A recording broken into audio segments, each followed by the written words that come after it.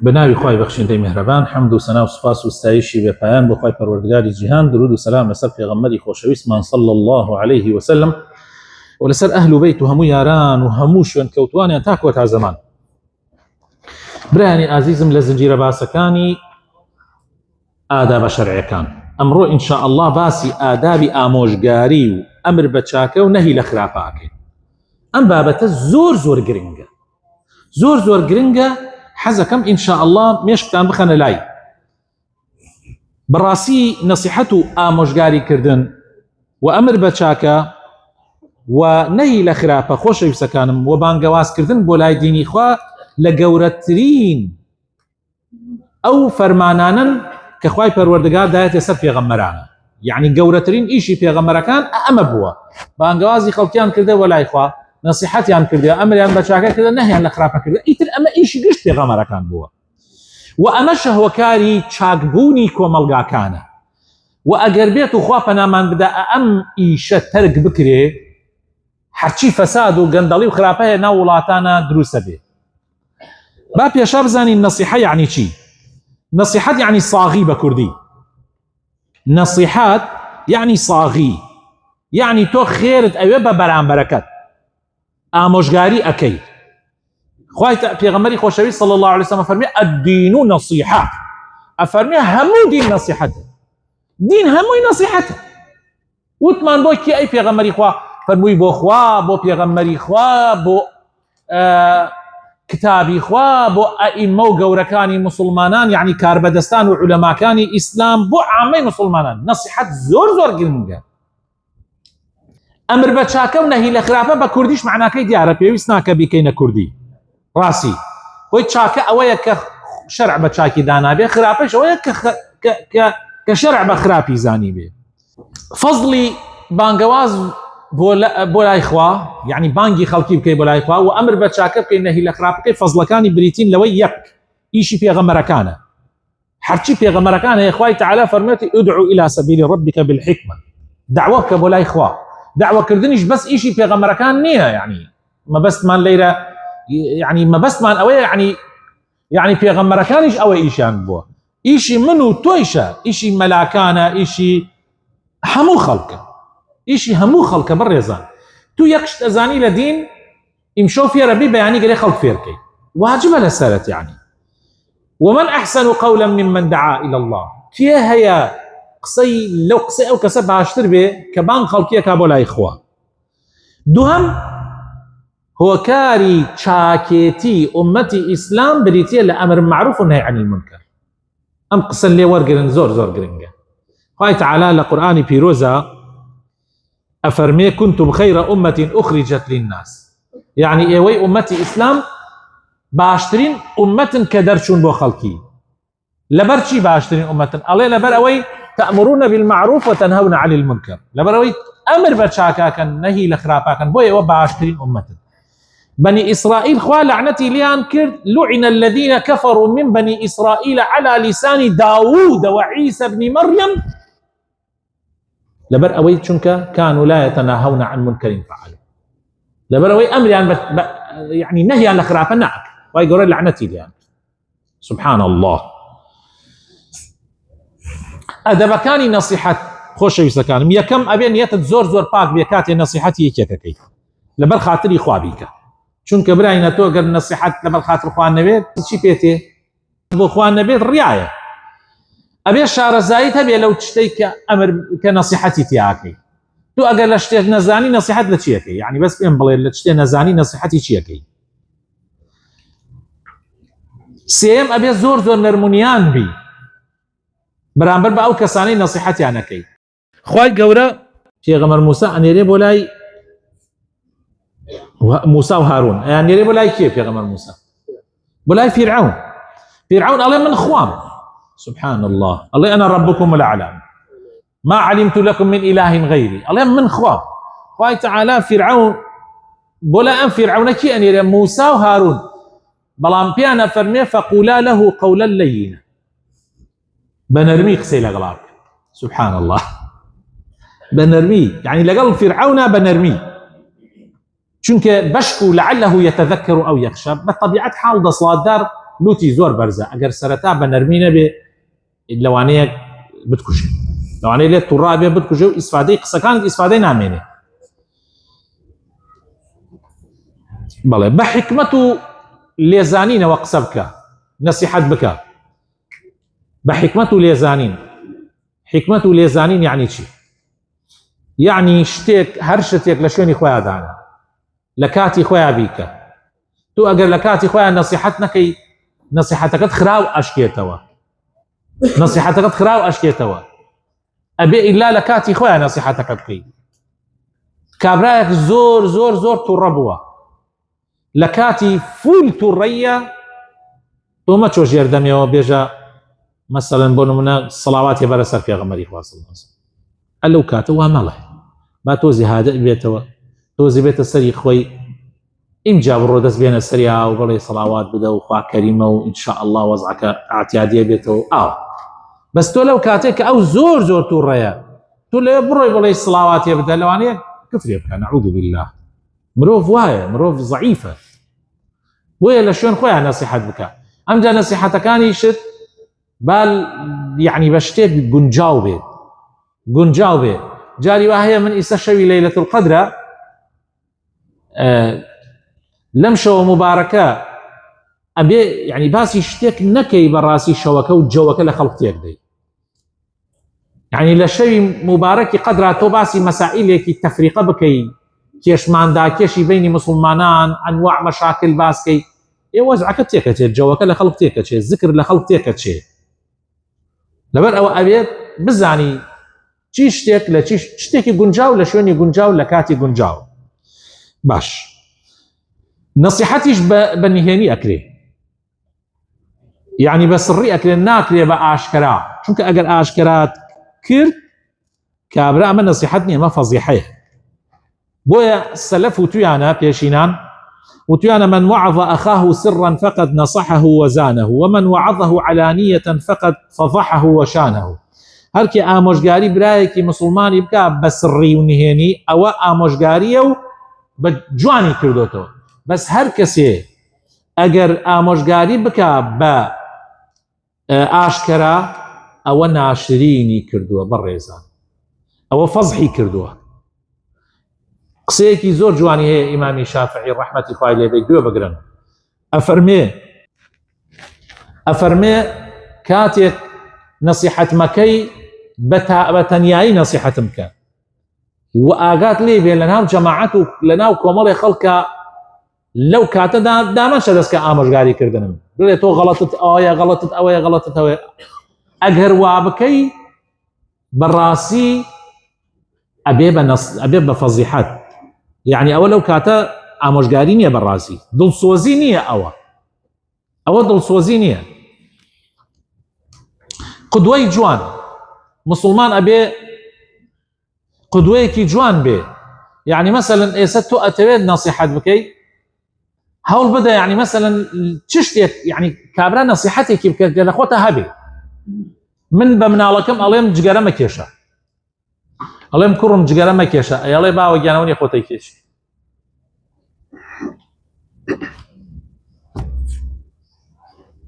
ناتوانێ قسە بکەی. آخر کاکە من تێکەوتمە با من شتێ بکەوم ماوەیە خوا کەریمە دوای ئەوە بیری لێکەم ناتوانی نەسیحەتەکەت ئیسفادەی نییە دجێی خۆیان نییە.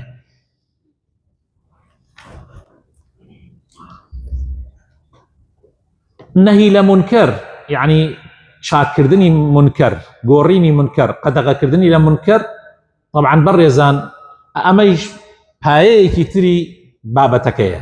ئێمە وتمان ئەمر بە چاکە نهی لە خراپە.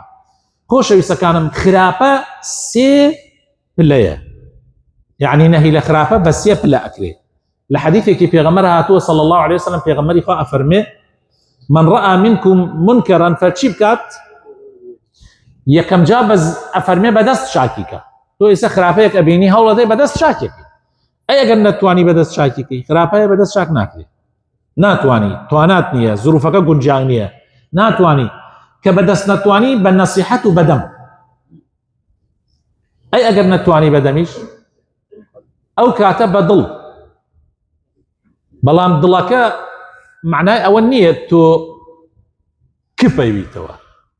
ئاخر ئەمە مەسئلەیەکە پێغەمبەری خوا صلی الله علیه و سلم فەرمووی بابی گۆڕێ بەدەست، ئەگەر نەیتوانی بابی گۆڕێ بەدەم، ئەگەر نەیتوانی بابی گۆڕێ بە دڵ.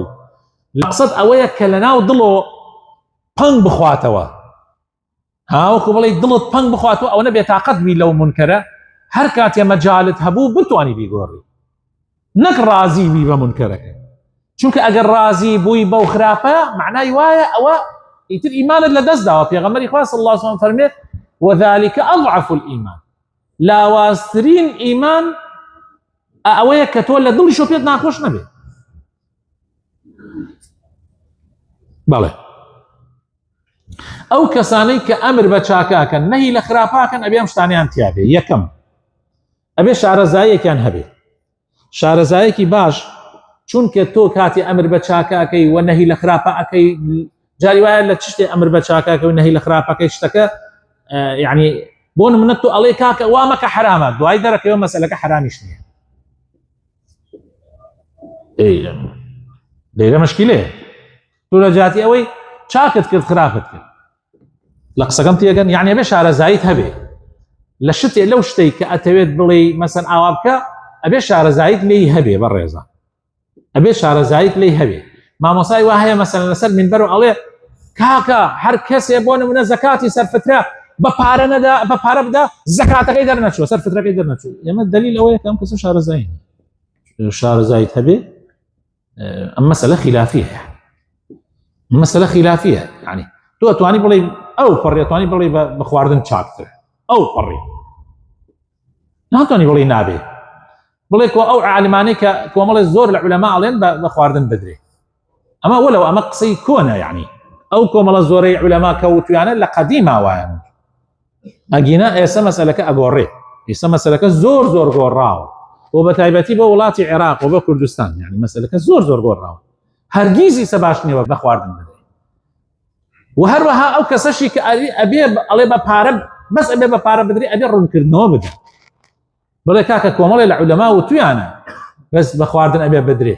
بەڵام ئەم بابەتە لەبەر ئەوەی ئاوا و شێخ الئیسلام ئیبن تەیمیە ئەفەرمێ ئەگەر مەسلەحەت هەبوو، مەسلەحەت وابوو کە پارەکە باشتر بێت، ئەفەرمێ پارەکە باشە، ئەتوانی پارە بدە و ڕوونکردنەوەی جوان بدەیت لەم بابەت. ئەگەر علمت نەبێ مشکلەیە، نەخۆ تۆ قسە ئەکەیت و قسەکەتیش جێی خۆی ناگرێت.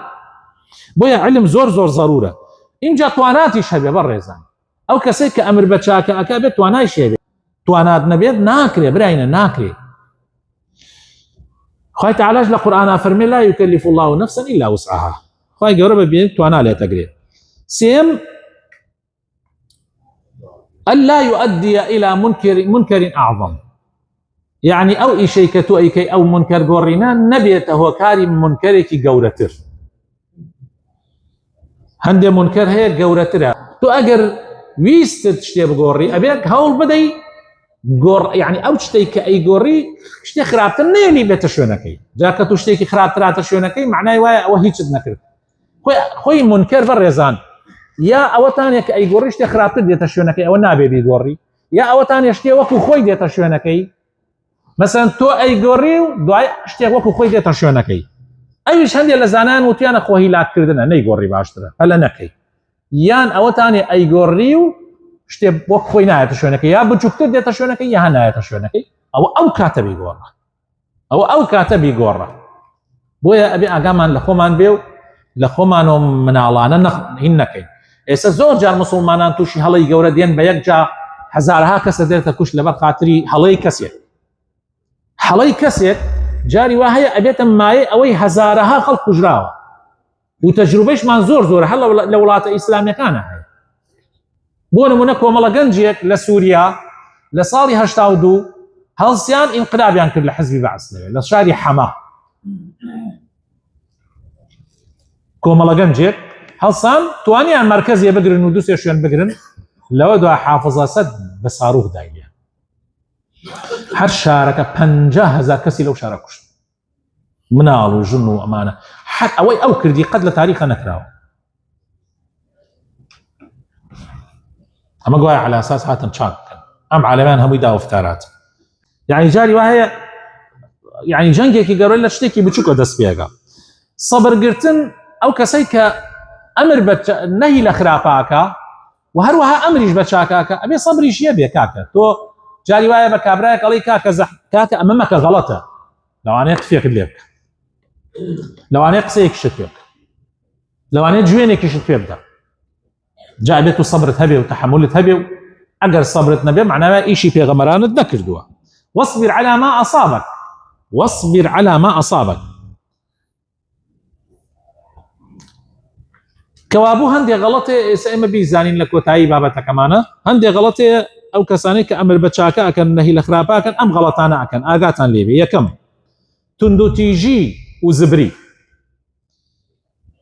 ناکرێت قەت نەسیحەت بە توندوتیژی و زبری ناکرێت ئەگەریش کردت بڕێ خەڵک لێت ترسیا ماوەیە لەوەدا خەڵک لێت هەڵەگەڕێتەوە ئەوە یەک دووهەم شارەزانەبوون لە علمی شەرعی و على أساس توش نصيحتي خلقكي شارزايي تيش نية علمت نية لوانية كتابك تخندوتو لوانية بس علمي شرعي بكتابك نية علمي شرعي زور لو فراوان تلتو بكتابي بكرنيتو وبكتابي بالريال بدي بتايبتي لبواري فقهها لبواري فقه شريعتها فقه شريعت زور فراوان تلت لوي كتب بمذهبك يعني بكتابك يعني قناعتك جا ئەو مەسئلە زۆر گەورەیە یا جاری وا کورتە ڤیدۆیەکە بینی ئەبیسی کورتە ڤیدۆیەک یعنی مامۆسایەکی ئاینی لە وتارێکە کورتە ڤیدۆیەکی 10 ثانیەیی 20 ثانیەیی ئەجە فڵانەشم حرامە ئیتر ئەمە لای خەڵکە بێتە حرام بڵاوە بێتەوە هەموو عالەمە حرام بەس سەیرەکەی ئەم مەسئلە ئەگەر زۆر ورد ببیتەوە لێی سەیرەکەی لە شەرع حرام نییە مەسئلەکە بەو شێوەیەش نییە ئەگەر کۆمەڵێک بڵێن حرامە بەڵام کۆمەڵێکی تر ئەڵێن حەڵاڵە وكۆمەڵێکی تر ئەڵێن ئاساییە کەوابوو ئەبێ علمت هەبێ بابەتەکە بە جوانی بزانی لە خۆتۆ غەڵەت نەکەی ناوهێنانی خەڵکی تر تەشهیرکردن بۆ نمونە تۆ ئەتەوێت چاکەیە بکەی ناوی خەڵک دێنی ئێمە گوایە تۆ چیت کرد ئەمە جاری وهەیە ئەگەر ئەو کەسە بیەوێت بەتایبەت ئێستا لە فەیسبووکە ئەم فەیسبووک و ئەمە زۆر بشکیلەیە کابرا جاری وهەیە ڕواوڕوو ناتوانێت سەی ناوچاوانت بکە ڕواوڕوو نایەوێت سەر ناوچاوانت بکە بەس لە پشتەملە لە فەیسبووکە چووکە دیار نیت و ئەویش دیار نییە بەکەیت خۆی قساوە شێنێ لەوەدا بیر لەوە ناکاتەوە خۆ ئەتوانرێتەوە بۆنی ئەو قسەوە شکاتی لێ بکرێت و بکرێتە سژنەوە چکە تۆ ناوی تو هێناوە زۆر کێشەیە بۆیە ئاگاتان لە خۆتان بێ قەت لە فەیسبووکە هەڵە مەکەن و کاتێکیش کە ئەتانەوێت شتێک چاکەن بەعام قسە بکەن ڕوونکردنەوە بدەن بە ئوسلوبی جوان چونکە گۆڕانکاری بەو شێوازە ئەبێن نەک بە شێوەی توندوتیژی و کێشە عەشایری لێ ببێتەوە و مەشاکلی لێ ببێتەوە کێشەیەتر مانیشەیە خۆشەویستەکانم جاری وایە ئەو کەسە ئەوێ خۆی مەشهورکە باسی بابەتێکە کات یا خۆی تو نەکا لە مەوزوعێکە مەبەستەکەی خوا نییە یعنی مەبەستەکەی ئەڵێ کابرا ئەڵێ سێنگێک کوتا ئایود من بۆ ئەو سێنگ ناکوتم ئێجێ سێنگ ناکوتێ بۆ حوسێن کە شەهید بووە سێنگ کوتێ بۆ هەلیسەکە تێگەی هەنێک کەس هەیە بەناو دینەوە ئەوێ خۆی مەشهورکە یعنی قسەیەک ئەکا یان بابەتێک ئەنوێنێ یان على ئاساس ئەمە ئەمر بە چاکاکە و نەهی لە خراپاکە بەس مەبەستی خۆدەرخستنە و ئەمیش کێشەیەکی زۆر گەورەیە خەڵکێکی زۆر تووشی بوون لە قەدیمە و لە تازەشە بۆیە بێ ئاگای لێبێ ئینسان وریا بە قەت ئەو شتەی کە ئەتەوێ بیکەی بیری لێ بکەرەوە بە جوانی بیری لێ بکەرەوە ئەمەنە بە جوانی بیری لێ بکەرەوە بزە ئەمە نەتیجەکەی ئەگاتە کوێ ئەو جا بیکە ئەگەر نەسیحەت و ئامۆژگاریمان کرد ئەم بەرهەمانەمان دەسەکەوێ خێر لە ناو کۆمەلگامانە بڵاوە بێتەوە فەساد کەمە بێتەوە ئەجری گەورەمان دەسەکەوێ دڵانیش چاکە بێتەوە کۆمەلگاکەشمان لە خراپە بە دوور ئەبێت داواکارم خوای تەعالا بخاتن ناوە جوانەکانی خۆی ئیسلاحمان بکە هیدایەتمان بدە لەوانمان بگێڕێکە نەسیحەت و ئامۆژگاری ڕێک و پێکەکەن و ئەمر بە چاکاکەن و نەهی لە خراپاکەن و بانگەواز بۆ دینی خوا ئەکەن